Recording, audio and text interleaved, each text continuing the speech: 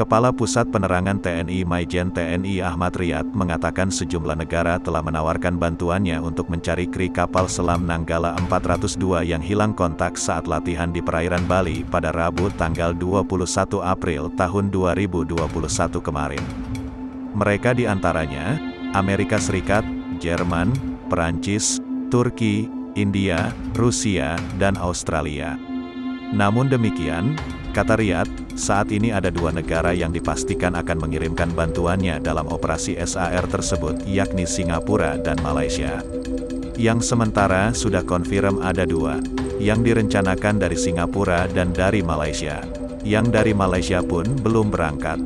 Sebetulnya banyak tawaran, dari Amerika, Jerman, Perancis, Turki, India, Rusia, Australia juga ikut menawarkan bantuan.